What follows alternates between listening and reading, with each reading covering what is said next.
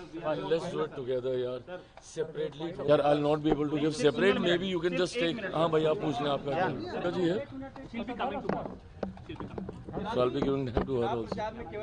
देखिए, मैं तो हम लोग निरंतरता में पिछले 12-14 दिन से हम लोग प्रचार में हम लोग लगे हुए हैं और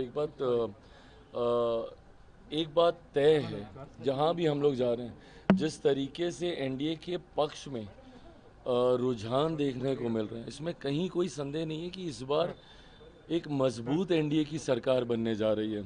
देखिए, 2020 का अगर मैं उदाहरण दूं, 2020 में डिवाइडेड एनडीए था और यूनाइटेड महागठबंधन था. 2020 में जहां मैं अकेले चुनाव लड़ रहा था, उपेंद्र जी अलग चुनाव लड़ रहे थे, तो एक बिखराव एनडीए के भीतर ही था. उसके बावजूद, भले थोड़े मार्जिन से ही सही, बट उसके बावजूद भी हम लोगों ने 2020 में भी एनडीए ने सरकार बनाई. बट आज की तारीख में तो परिस्थिति एकदम उसके ठीक विपरीत है.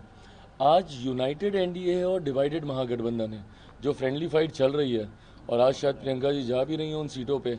अब जिन सीटों पे वो कांग्रेस के लिए वो प्रचार करने जा रही हैं, तो अपने ही गठबंधन के घटक दलों के विरोध में ना वो प्रचार करने जा रही हैं, तो इसका असर बाकी सीटों पे भी पड़ेगा ही पड़ेगा.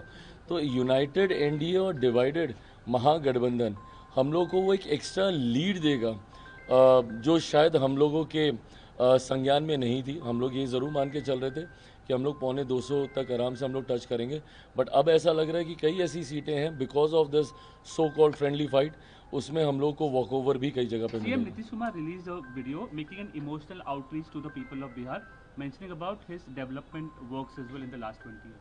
No, so it's not an emotional outreach. It is what he has done over the years, and this is something that no one can take away from him.